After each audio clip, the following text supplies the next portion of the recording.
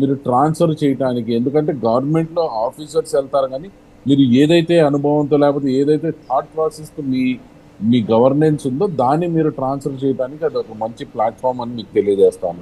కానీ ఇది మొదటి రోజు నుంచి కూడా వైఎస్ఆర్ సిపి పార్టీ యొక్క స్ట్రాటజీ ఏంటంటే మేము ఏదో ఒకటి చేసి డైవర్ట్ చేయాలి, ఎక్కడో చోట సింపతి తెచ్చుకొని మేము దాన్ని ఆ సింపతిని క్యారీ ఫార్వర్డ్ చేసుకొని రాజకీయం చేయాలనే దీని మీదే ఉన్నారు. కానీ ఎక్కడ ప్రజల పట్ల కానీ వాళ్ళకున్న బాధ్యత పట్ల కానీ ఎక్కడ ప్రవర్తించలేదని మీ అందరికి తెలియజేస్తా ఉన్నా. ఎందుకంటే ఒకసారి చూసుకుంటే ఇదే వైఎస్ఆర్సిపి పార్టీ మండలిలో వాళ్ళు ప్రోగ్రామ్స్ లో జాయిన్ అవుతున్నారు, వాళ్ళే లీడ్ చేస్తా ఉన్నారు, ప్లస్ మొత్తం డ్రైవ్ చేస్తా ఉన్నారు ఆ పర్టికులర్ సెషన్స్ ని.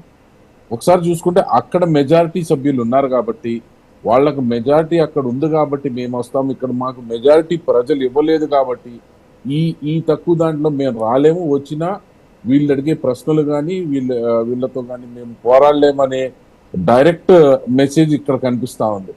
అలాగే ఏదైతే ఉందో ఇది ప్రజాస్వామ్య ప్రభుత్వం, ఈ మన ఒక కాన్స్టిట్యూషన్ ఉంది, దాన్ని బట్టి ముందుకు పోతా ఉంటాం.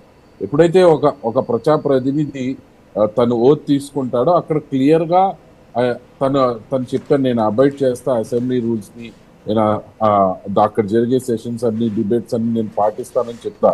ఆ ఓత్ లోనే మనం ఒక అగ్రిమెంట్ చేసుకుంటాం. కానీ ఏదైతే గెలిచిన రోజు దగ్గర నుంచి ఎప్పుడు రాకుండా, అలాగే మీడియా ఇందాక చెప్తా ఉన్నారు, మీడియాలో మేము మాట్లాడుతూ ఉన్నాం అంటే మీరు ఎన్ని మాట్లాడుతూ ఉన్నారు, ఎక్కడ మాట్లాడుతూ ఉన్నారు, ఏం చెప్తా ఉన్నారని ఎవరు ఎత్తుక్కుంటా ఉండాలి.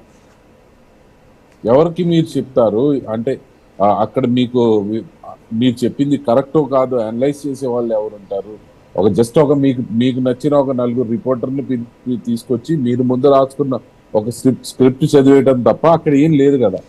మిమ్మల్ని ప్రజలు వాళ్ళ కోసం మాట్లాడండి అని చెప్పి ఈరోజు చట్టసభలకు పంపిస్తే అవి ఎక్కొట్టి మీరు, అలాగే చట్టసభలు స్టార్ట్ అయ్యేటప్పుడు మీరు ఒకసారి గమనించాలి, ఒక పెద్ద సీన్ క్రియేట్ చేసి మేము వస్తున్నాం మేము పోతున్నాం అని చెప్పి ఆ ఫస్ట్ డే మొత్తం అడ్వర్టైజ్మెంట్ చేసుకొని పేపర్లో టీవీల్లో మాట్లాడించుకొని వచ్చి ఒక 5 నిమిషాల్లోనో 10 నిమిషాల్లోనో 11 నిమిషాల్లోనో వెనక్కి వెళ్ళిపోవటం జరుగుతుంది.